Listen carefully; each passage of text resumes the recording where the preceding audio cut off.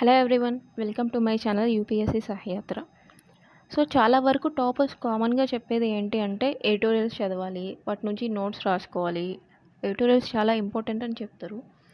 But మనలో చాలా వరకు నోట్స్ ఎలా ప్రిపేర్ చేసుకోవాలి అండ్ ఆ ఎడిటోరియల్స్ని అర్థం చేసుకోవడం కూడా చాలా కష్టంగా ఉంటుంది. లైక్ దాని వొకాబులరీ చాలా కాంప్లెక్స్గా ఉండడం వల్ల.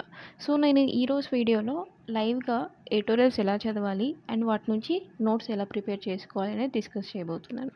సో నేను ఇవాల్టి న్యూస్ పేపర్ తీసుకున్నాను June 5th. అండ్ ఇక్కడ ఎడిటోరియల్స్కి వస్తే మనకి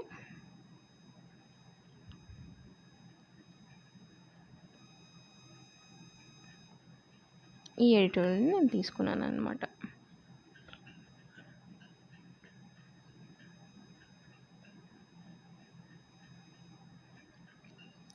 ఎక్స్పోజోమిక్స్ ఫర్ బెటర్ ఎన్వైర్మెంట్ హెల్త్ అనేసి. So first of all editorials అనేది ఎందుకు చదవాలంటే ఫస్ట్ థింగ్ వచ్చేసి మనం అవి చదవడం వల్ల మనకి కన్సెప్చువల్ క్లారిటీ అనేది వస్తుందన్నమాట.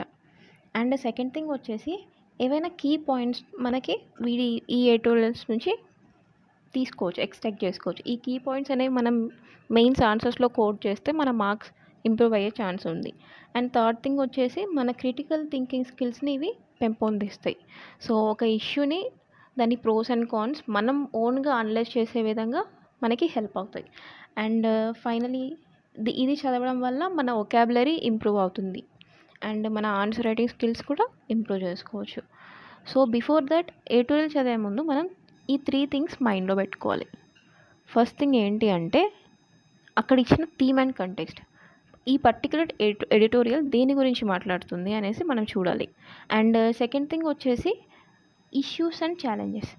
ఈ ఎడిటోరియల్లో ఏమన్నా ఇష్యూస్ కానీ ఛాలెంజెస్ కానీ ఆథర్ డిస్కస్ చేశారా. అండ్ థర్డ్ థింగ్ వచ్చేసి యూపీఎస్సీ యాంగిల్. సో ఈ పర్టికులర్ ఎడిటోరియల్ నేను యూపీఎస్సీ సిలబస్లో ఎక్కడ నేను రిలేట్ చేసుకోగలను. సో మనకి ఈ థర్డ్ పాయింట్ ఎప్పుడు అర్థమవుతుందంటే మనం ఎప్పుడైతే యూపీఎస్సీ ఇచ్చిన సిలబస్ని అనలైజ్ చేస్తామో అప్పుడు మనకి ఈ పర్టికులర్ ఎడిటోరియల్ ఏ సబ్జెక్ట్లో నేను లింక్ చేసుకోవచ్చు, ఐ మీన్ ఏ పేపర్లో నేను లింక్ చేసుకోవచ్చు. ఫర్ ఎగ్జాంపుల్ ఇక్కడ ఇచ్చిన exposomics for better environmental health. So ఈ ఎక్స్పోజోమిక్స్ అనే ఈ టాపిక్ మనకి GS3 ఎన్విరాన్మెంట్లో యూస్ చేసుకోవచ్చు. అండ్ ఇదే GS3లో సైన్స్ అండ్ టెక్లో మనం దీన్ని కోడ్ చేయొచ్చు, సైన్స్ అండ్ టెక్ ఆన్సర్స్లో కోడ్ చేయొచ్చు. అండ్ GS2 పేపర్ గవర్నెన్స్లో హెల్త్ అనే సబ్ టాపిక్లో కూడా హెల్త్కి సంబంధించి ఈ టాపిక్ క్వశ్చన్స్లో కూడా మనం ఈ పర్టికులర్ ఎక్స్పోజోమిక్స్ అనేది కోట్ చేయొచ్చు అనమాట. సో ఈ విధంగా మనం ఒక ఎడిటోరియల్ చదివే ముందు ఈ త్రీ థింగ్స్ని గుర్తుపెట్టుకొని అది మైండ్లో పెట్టుకొని దాని ప్రకారం మనం ఎడిటోరియల్ చదవాలి. So try to read the editorial. So first పేరా ఇక్కడ ఏం చెప్పారు, the focus for world environmental day in 2025 is on ending plastic pollution. So ఈ 2025 వరల్డ్ ఎన్విరాన్మెంటల్ డే అనేది దాని ఫోకస్ దేని మీద ఉంది, ప్లాస్టిక్ పొల్యూషన్ని ఎండ్ చేయడం మీద ఈ year world environmental day focus అనేది ఉందన్నమాట, ending on plastic pollution. Microplastics represent one of the many thousands of chemicals, physical and biological hazards that lurk in air, water and living spaces, for which we have neither the sensory capabilities nor sensing technologies to measure exposure and assess health risk. So ఈ పేరాలో మనం తెలుసుకోవాల్సింది ఏంటి అంటే ఈ particular first పేరా నుంచి మనకి notes ఏం అవసరం లేదు. బట్ ఇక్కడ ఇచ్చిన ఈ మైక్రోప్లాస్టిక్స్ అనేది మనం అర్థం చేసుకోవాలి, మైక్రోప్లాస్టిక్స్ అంటే ఏంటి అనేది.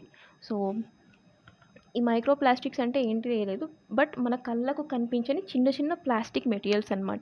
ఇవి ఇప్పుడు అప్కమింగ్ ఇష్యూస్ అనమాట. అప్కమింగ్ ఇష్యూస్లో ఇది చాలా ఎన్విరాన్మెంటల్ పొల్యూషన్ సంబంధించి ఇది చాలా హాట్ టాపిక్గా ఉంది. సో మైక్రోప్లాస్టిక్స్ అనేది వాటర్ని పొల్యూట్ చేస్తున్నాయి. ఈవెన్ మనం రీసెంట్గా కొన్ని న్యూస్ కూడా చూసాము, మదర్ మిల్క్లో మైక్రోప్లాస్టిక్స్ అనేది ఉన్నాయన్నమాట. సో అర్థం చేసుకోవచ్చు ఈ మైక్రో ప్లాస్టిక్స్ అనేది ఎంత డేంజరస్ హజార్డ్ అనేది. అండ్ నెక్స్ట్ థింగ్ వచ్చేసి next para. In India, rapid economic growth is increasing the scale and complexity of environmental exposures and the interdependencies between the living environment and lifestyles. With India already accounting for nearly 25% of the global environmental disease burden. ఈ పాయింట్ని మనం data mains డేటాగా use చేసుకోవచ్చు అనమాట. Nearly 25% of the global environmental disease burden India already accounting for. అంటే global environmental disease బర్డెన్లో India పాత్ర almost 25% ఉందన్నమాట. అంటే ఆ డిసీజ్ బర్డెన్లో ఇండియా 25% డిసీజ్ని ఇండియా బేర్ చేస్తుంది. And this must include all environmental factors in to the study of disease development. The piecemeal approaches that define our current framing on environment or health indicators are likely to exaggerate environment health inequities and result in spiraling health cost. So ఇక్కడ author ఒక ఇష్యూని discuss చేశారనమాట, the piecemeal approaches. So piecemeal approaches ఏంటి అంటే చిన్నగా వెళ్ళడం అనమాట, చిన్న స్టెప్స్, లేకపోతే లైక్ ఐసోలేటెడ్ అప్రోచ్. అంటే ఫర్ ఎగ్జాంపుల్ ఇప్పుడు ఈ ఎన్వైరన్మెంట్ కన్సర్న్ ఈ పేరాకి సంబంధించి ఆథర్ ఒపీనియన్ ఏంటి అంటే పీస్ మీల్ అప్రోచెస్. మన కరెంట్ ఎన్వైరన్మెంట్ ఫ్రేమింగ్ ఎలా ఉందంటే లైక్ సింగిల్ ఇష్యూని డిస్కస్ చేయడం. For example only air pollution మీద ఫోకస్ చేయడం. ఫర్ ఎగ్జాంపుల్ ఒక స్కూల్లో పిల్లలకి ఎయిర్ ప్యూరిఫైయర్ ఇన్స్టాల్ చేయడం ఓకే, కానీ పక్కనున్న ఇండస్ట్రియల్ నుంచి రిలీజ్ అయ్యే పొల్యూషన్ని కంట్రోల్ చేయలేకపోతుంది. సో ఆ విధంగా అనమాట పీస్ మీల్ అప్రోచ్ వల్ల likely to exaggerate environment health inequities and result in spiraling health costs. So ఇటువంటి అప్రోచెస్ వల్ల ఏమవుతుందంటే మన ఎన్విరాన్మెంట్ హెల్త్ అనేది డ్యామేజ్ అవుతుంది, అలాగే హెల్త్ కాస్ట్ అనేది ఇంక్రీజ్ అవుతుంది. సో ఇది ఓవర్కమ్ చేయడానికి ఆథర్ ఏం చెప్పారు మరి కింద పేరాలో.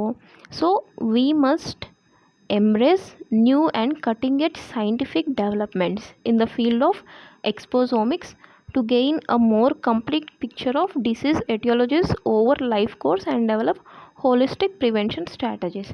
సో ఇలాంటి అప్రోచెస్ని ఓవర్కమ్ అవ్వడానికి ఆథర్ ఏం చెప్తున్నారంటే కొత్త సైంటిఫిక్ టెక్నాలజీస్ మీద ఫోకస్ చేయాలి. అందులో భాగంగా ఈ ఎక్స్పోజోమిక్స్ అనేది మనం ఈ డిసీజ్ ప్రివెన్షన్కి యూస్ చేసుకోవచ్చు అని చెప్తున్నారనమాట.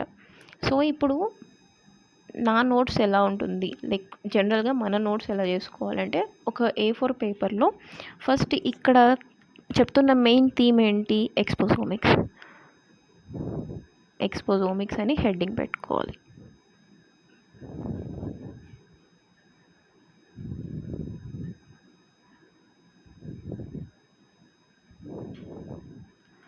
వై ఎందుకు అనేది ఆథర్ చెప్పారనమాట. ఈ వై లైక్ ఎందుకు, ఫస్ట్ థింగ్ వచ్చేసి టు ప్రివెంట్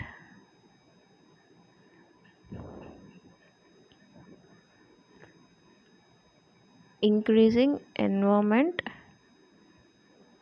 హెల్త్ ఇష్యూస్, ఈ విధంగా. సో నేను ఇది మొత్తం కాపీ చేస్తే ఇక్కడ సరిపోదనేసి నేను మీకు చిన్న పాయింట్స్గా చెప్తున్నాను.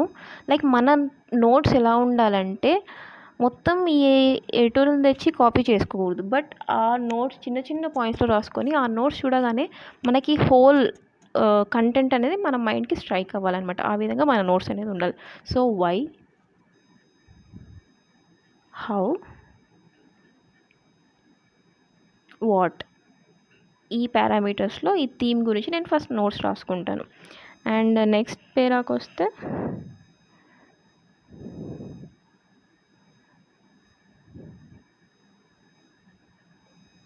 ఇక్కడ author discussed about environmental disease burden అనమాట. So World Health Organization began estimating the environmental disease burden in 2000, which is basis for modern approach being adopted in global burden of disease, injuries, and risk factor. Each cycle of global burden disease identifies risk factors with the greatest attributable health burden. In the latest cycle, that included 88 risk factors, environmental and occupational risk factors in the global burden disease were responsible for 18.9% of global deaths and 14.4%. So, ఇది data point. In the latest cycle, that includes 88 risk factors. So ఇక్కడ basically ఇక్కడ ఏం చెప్పారంటే world Health organisation అనేది ఈ global disease burden వీటికి ఏవి కారణం అవుతున్నాయి అనేది అనలైజ్ చేసి ఒక రిపోర్ట్ని పబ్లిష్ చేస్తుంది అనమాట. ఆ విధంగా 2021లో అనలైజ్ చేయగా 88 రిస్క్ ఫ్యాక్టర్స్ అనలైజ్ చేయగా అందులో ఎన్వైరన్మెంట్ అండ్ ఆక్యుపేషనల్ రిస్క్ అనేది 18.9% డెత్కి కారణం అవుతుందన్నమాట.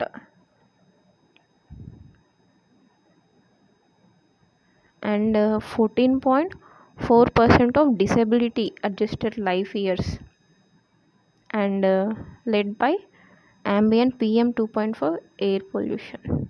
PM 2.5 అంటే ఏంటి అంటే ఇవి ఎయిర్ పొల్యూషన్లో ఇవి చిన్న చిన్న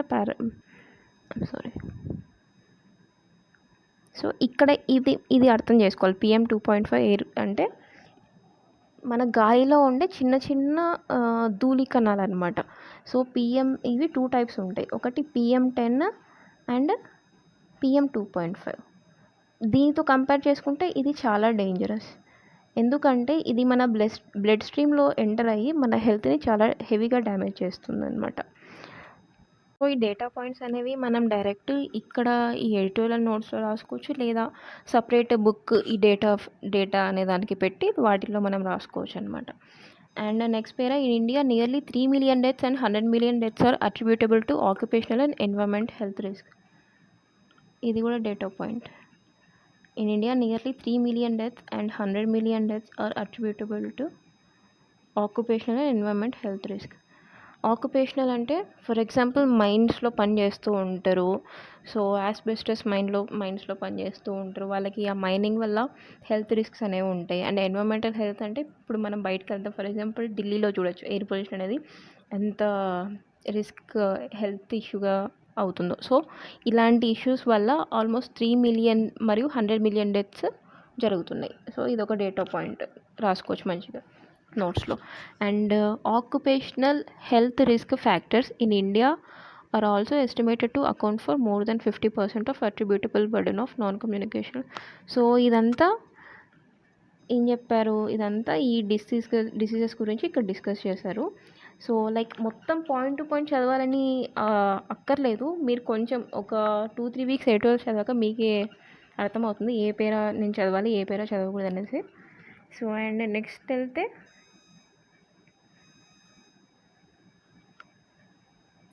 ఈ పేరాలో ఏం చెప్పారంటే ఎన్వైరన్మెంట్కి ఎక్స్పోజ్ అవ్వడం వల్ల వచ్చే హెల్త్ ఇష్యూస్ అనమాట. For example non communicable disease including ischemic heart disease, stroke, chronic obstructive lung disease, lung cancer, asthma, and more recently diabetes and chronic kidney diseases. So ఇవన్నీ మనం ఎన్వైరన్మెంట్కి ఎక్స్పోజర్ అవ్వడం వల్ల కూడా వస్తున్నాయని చెప్పారు. సో నెక్స్ట్ పేరా వచ్చేసి what are we missing, the global burden disease results provide a strong and robust body of evidence to indicate actions for. So ఆ report, ఆ గ్లోబల్ బర్డెన్ డిసీజ్ రిపోర్ట్ అనేది మనకి ఏం సూచిస్తుంది, strong and evidence to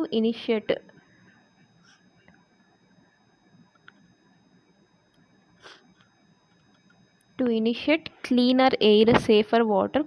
so మన యొక్క basic water, air, శానిటేషన్ని వాటి మీద ఫోకస్ చేయాలని సూచిస్తుంది అనమాట. But however the current environmental burden of disease addresses only a limited number of categories of environmental risk factors as there is a paucity of human exposure data. ఇప్పుడున్న current environmental framework అనేది ఎలా ఉందంటే only certain factors, risk factors మీదనే focus చేస్తుంది. For example only air pollution మీదనే and like ఇలాంటి కొన్ని factors మీద ఫోకస్ చేస్తుందన్నమాట. అండ్ ఇట్ డజంట్ లైక్ మన ప్లాస్టిక్ ఎక్స్పోజర్కి అండ్ అన్హెల్దీ డైట్ ఇవి కూడా ఎన్విరాన్మెంట్లో భాగమే. సో ఈ డైట్ అనేది మనకి ఎన్విరాన్మెంట్ నుంచే వస్తుంది. సో వాటి మీద ఫోకస్ చేయట్లేదు అనేసి ఆథర్ చెప్తున్నారు. Several environment risk factors that can contribute to significant. So ఇది పేరా వాటి గురించి. So more importantly environment risk factors interact in complex ways with metabolic blood pressure or ఇది కూడా. సో ఈ పేరా కూడా అక్కడ ఎన్విరాన్మెంట్ ఇష్యూస్ గురించి, అదే ఎన్విరాన్మెంట్ నుంచి రైజ్ అయ్యే హెల్త్ ఇష్యూస్ గురించి డిస్కస్ చేశారు. And derived for single while co-founding is often well adjusted in long-term coherent studies, complex mixture and interactions over a life course have not been adequately explored. ఈ 3 lines ఏం చెప్తుందంటే ఎన్విరాన్మెంట్కి human interactions different యాంగిల్స్లో అవి ఇంకా explore చేయలేదు. Human మరియు environment interactions different యాంగిల్స్లో ఇంకా explore అంటే ఇంకా తగిన రీసెర్చ్ లేదు. ఆ ఎక్స్పోజర్స్ ఎటువంటి డిసీజెస్కి కారణమవుతుందని ఇంకా రీసెర్చ్ లేదు అని చెప్తున్నారు. Finally climate change can magnify hazards posed by multiple environment risk factors.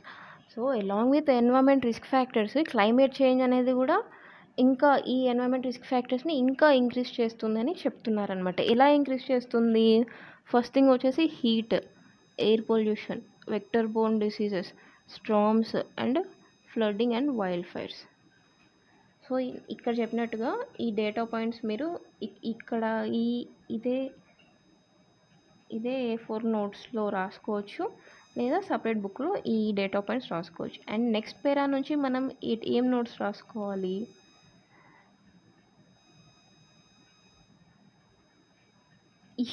Issues మీద మనం నోట్స్ రాసుకోవచ్చు. ఇక్కడ ఆథర్ ఏమేమి ఇష్యూస్ చెప్పారంటే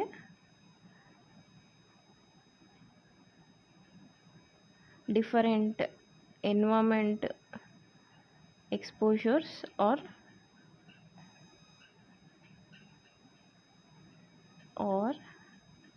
నాట్ ఎట్ ఎక్స్ప్లోర్డ్. సో ఈ విధంగా ఈ పాయింట్స్ అనేది మనం రాసుకోవచ్చు అనమాట.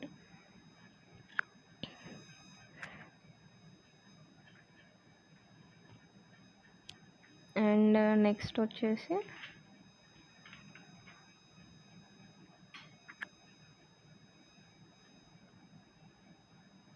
సో ఈ పేరా మొత్తం ఆథర్ ఇక్కడ ఉన్న ఇష్యూస్ని డిస్కస్ చేశారనమాట.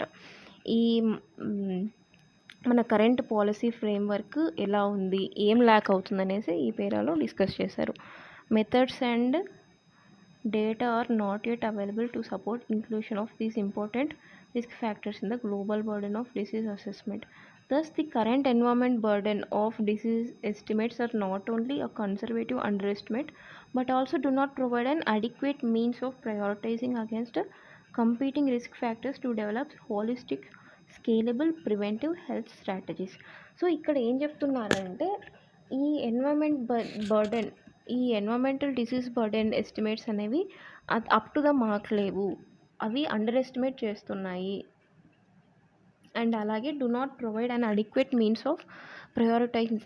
సో ఎప్పుడైతే మనకి ఎన్విరాన్మెంట్ డిసీజ్ బర్డెన్ అనేది వాటి యొక్క డేటా అనేది ప్రాపర్గా లేదనుకోండి, సో మనం మన హెల్త్ స్ట్రాటజీస్ని ప్రివెంటివ్ హెల్త్ స్ట్రాటజీస్ అంటే ఈ హెల్త్ ఇష్యూస్ రాకుండా ప్రివెంటివ్ మెజర్స్ తీసుకోవడం కొంచెం ఇబ్బంది అవుతుంది అని చెప్తున్నారు.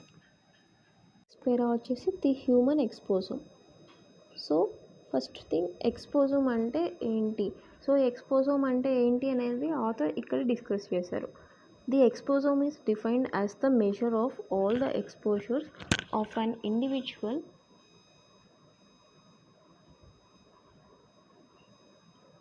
an individual in a lifetime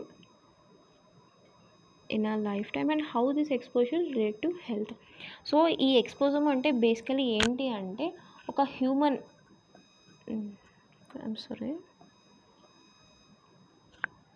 ఒక ఇండివిజువల్ వేటికి ఎక్స్పోజ్ అవుతూ ఉంటాడు తన లైఫ్ టైంలో, అండ్ ఈ ఎక్స్పోజర్స్ అనేవి ఆ హ్యూమన్ యొక్క హెల్త్కి ఎలా రిలేటెడ్ అనేసి దాన్ని ఎక్స్పోజర్ అని అంటారు అనమాట. సో ఇక్కడ ఆథర్ ఏం చేశారు, ఈ గ్లోబల్ జీనోమ్ ప్రాజెక్ట్ అంటే 1990లో స్టార్ట్ అయిన ప్రాజెక్ట్ అనమాట, 1980స్లో. సో ఈ ప్రాజెక్ట్ ఏం చేసిందంటే approximately several thousands of human జీన్స్ని తీసుకొని వాటిని అనలైజ్ చేసి ఏ జీన్స్లో ఏ డిఫెక్ట్స్ ఉన్నాయి, ఏ డిసీజ్కి కారణం అవుతున్నాయని ఇది ఒక ఇంటర్నేషనల్ ప్రాజెక్ట్ అనమాట. అది చాలా మానవాళికి చాలా హెల్ప్ఫుల్ అయిన ప్రాజెక్ట్. సో ఇదే లైన్స్ మీద ఆథర్ ఏం చెప్తున్నారు, next పేరాలో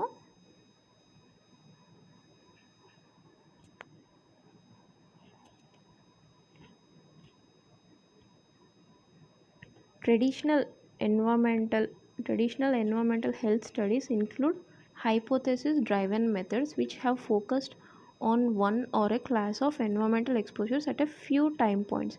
These fail to account for the complex interaction of exposures across the lifespan and human health. Traditional studies అనేవి హైపోథెసిస్ డ్రైవెన్ అంటే ఇవి ప్రాక్టికల్ కాదనమాట, ఓన్లీ ఒక థియరటికల్ అప్రోచెస్.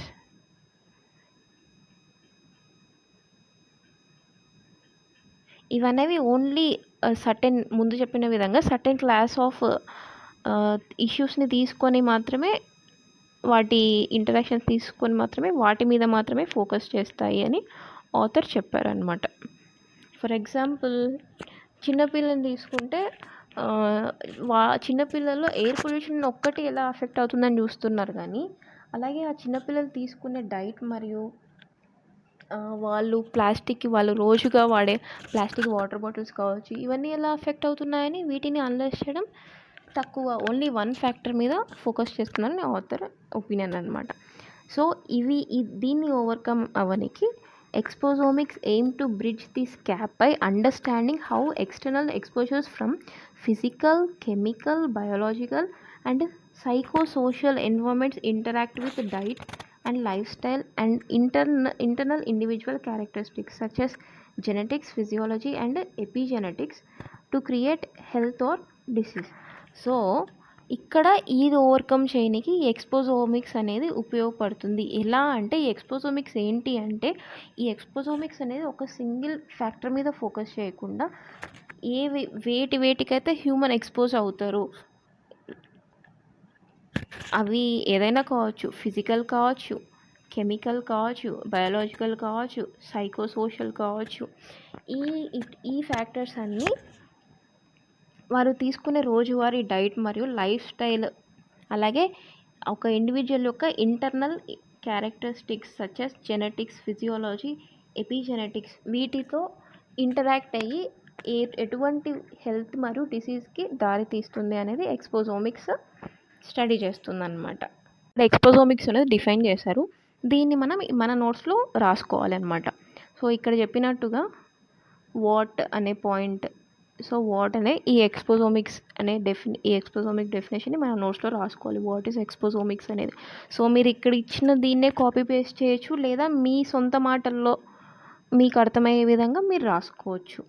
ఇక్కడ మన నోట్స్ యొక్క మెయిన్ థీమ్ ఏంటి అంటే, న్యూస్ పేపర్లో అప్పటికప్పుడు చదివింది మనకి టిల్ మెయిన్స్ ఎగ్జామ్ ఎప్పుడో నెక్స్ట్ సెప్టెంబర్, ఆగస్ట్లో ఉంటే అంతవరకు మనకు గుర్తుండదు.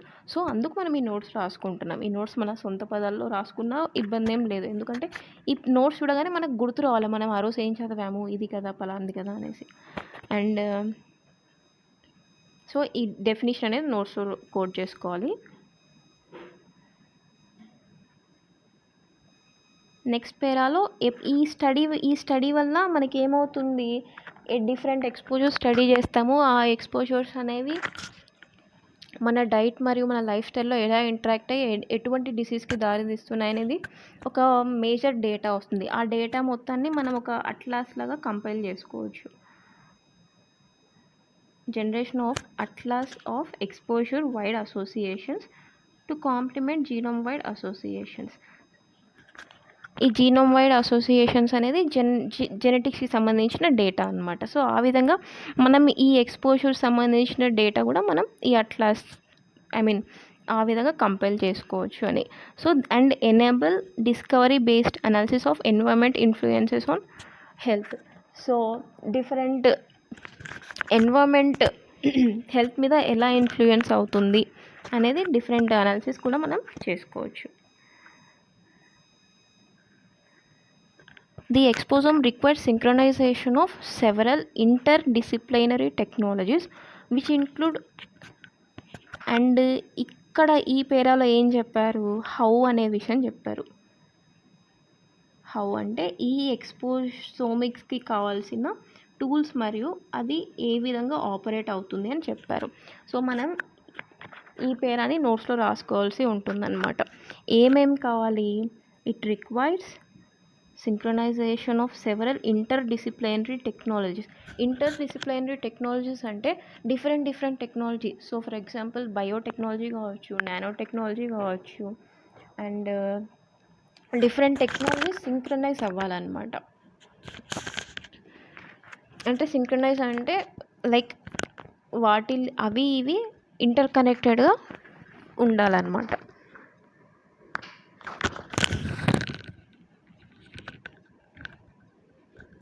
which includes real-time sensor-based personal exposure monitoring with wearables. So మనకి ఈ ఎక్స్పోజర్ ఎలా లింక్ అవుతుంది హెల్త్ కంటే, మనకి డిఫరెంట్ సెన్సర్స్ యూస్ చేయాలి అండ్ డిఫరెంట్ వేరియబుల్స్ మానిటరింగ్, అంటే లైక్ ఒక ఇండివిజువల్ వేరియబుల్స్ వాటి ద్వారా మనం మానిటర్ చేసుకోనికి ఉంటుంది.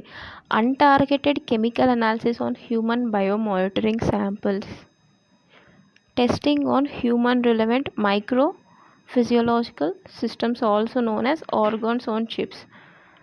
సో ఈ ఆర్గాన్స్ ఆన్ చిప్స్ అంటే ఇది ల్యాబ్ డెవలప్డ్ హ్యూమన్ ఆర్గాన్స్ని మిమిక్ చేసే ల్యాబ్ డెవలప్డ్ ఆర్గాన్స్ అనమాట. వీటిని ఒక చిప్ మీద డెవలప్ చేసి, అంటే డైరెక్ట్ హ్యూమన్ మీద మనం రీసెర్చ్ చేయకుండా ఇది ఒక upcoming technology organs on chips అనేది.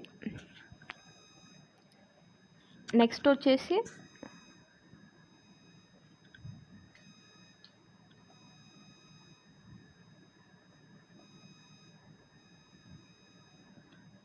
సో ఇదంతా వాటి గురించే చెప్పారు, అక్కడ ఏమేమి యూస్ అవుతుంది హౌ అనేది. సో డిఫరెంట్ టెక్నాలజీ కూడా యూస్ చేసుకోవచ్చు, big data, artificial intelligence to mine data and generate integrate piece of evidence. Given that capacities and resources to generate exposomics data are not widely available, an immediate need for the exposomic framework to become is also the creation of data ecosystems in which harmonized data can be found. Harmonized data can be found, accessed and shared through sustainable interoperable data repositories. So ఇక్కడ ఏం చెప్తున్నారంటే ఫైనల్గా,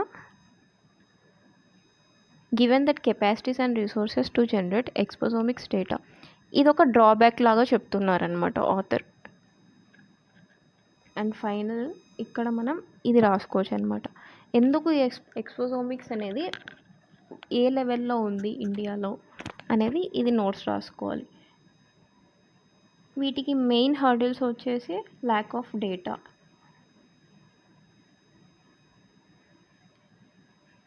exposomics data are not widely available, and next thing వచ్చేసి framework to become is the also creation of data ecosystems.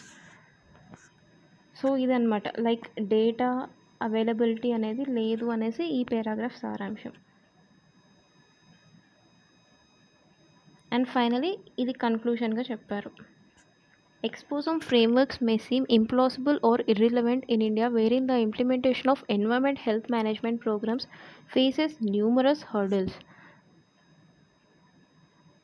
But leapfrogging to technology and data-driven approaches is not new to health sector.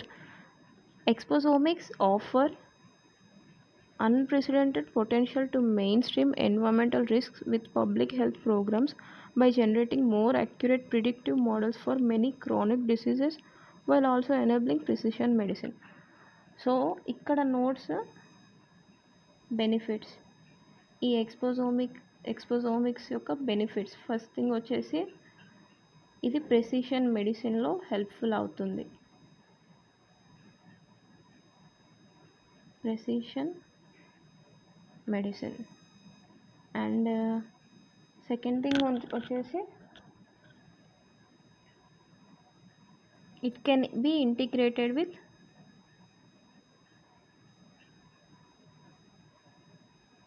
public health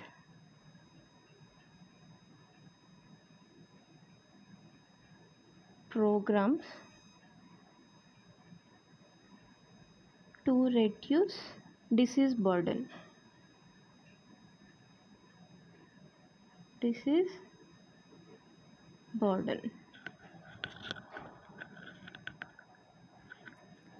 ఇక్కడ ఏం చెప్తున్నారంటే first thing వచ్చేసి exposome frameworks may not seem implausible or irrelevant. So ఇండియాలో health management programmes అనేవి అంత ఎఫిషియెంట్గా లేవు. So దీన్ని బట్టి ఎక్స్పోజోమ్ ఫ్రేమ్వర్క్ అనేది మనకి అంత ఎఫిషియెంట్గా అనిపించకపోవచ్చు. కానీ వన్స్ ఈ ఎక్స్పోజోమిక్స్ మీద మనం ఫోకస్ చేసి వాటి పొటెన్షియల్ని ట్యాప్ చేసుకుంటే మనం డిఫరెంట్ పబ్లిక్ హెల్త్ ఇష్యూస్ని మనం కంట్రోల్ చేయొచ్చు. అలాగే డిఫరెంట్ క్రానిక్ డిసీజెస్కి మనం ప్రిసిషన్ మెడిసిన్ అంటే వన్ ఫిట్స్ ఆల్ అనే అప్రోచ్ని కాకుండా డిఫరెంట్ ఇండివిజువల్స్కి డిఫరెంట్ నీడ్స్ ఉంటాయి, different life styles, different diet ఉంటుంది. దాన్ని బట్టి వాళ్ళకి ఎటువంటి మెడిసిన్ సూట్ అవుతుంది అనేది ప్రిసిషన్ మెడిసిన్ అనమాట. సో ఫర్ ఎగ్జాంపుల్ గవర్నమెంట్ హాస్పిటల్కి వెళ్తే నువ్వు ఏ డిసీజ్కి వెళ్ళినా నీకు వాళ్ళు డెఫినెట్గా ప్యాంటోప్రోజోల్ అనేది రాస్తారు. I mean in that point of view అంటే అందరికీ ఒకే డిసీజ్కి ఒకటే టైప్ ఆఫ్ మెడిసిన్ కాకుండా డిఫరెంట్ పీపుల్ డిఫరెంట్ ఎక్స్పోజర్స్ ఉంటాయి. సో ఆ ఎక్స్పోజర్కి తగినట్టు మెడిసిన్స్ అనమాట. And next unbridled investment in capacity building and synchronizing available analytical environment and public health infrastructure offer the promise of addressing the concerns of our population with unprecedented cost effectiveness.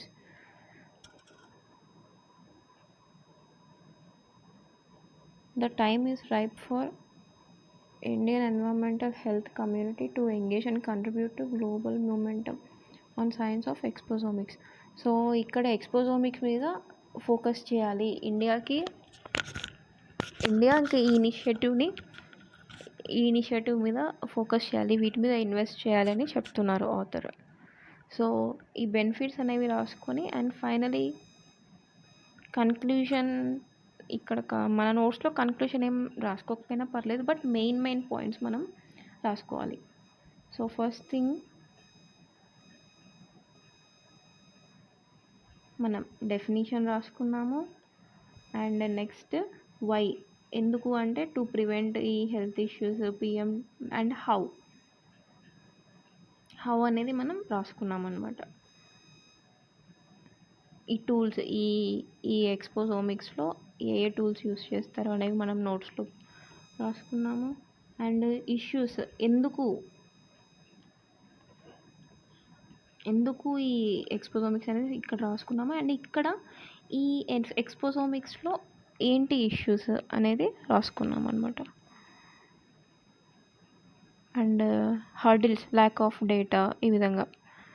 So ఈ విధంగా హాలిస్టిక్గా ఒక notes అనేది రాసుకుంటే మనకి రివిజన్కి helpful అవుతుంది. And మెయిన్స్లో మనం important data కూడా కోట్ చేసి మంచి మార్క్స్ తెచ్చుకునే అవకాశం ఉంటుంది. సో మీకు అర్థమైందని అనుకుంటున్నాను. ఈ సిరీస్లో ఇది నా first video. If any doubts or feedback ఉంటే డెఫినెట్లీ కామెంట్ బిలో, నేను చదువుతాను. ఫర్దర్ వీడియోస్లో అవి అడ్రస్ చేయడానికి ట్రై చేస్తాను. Thank you.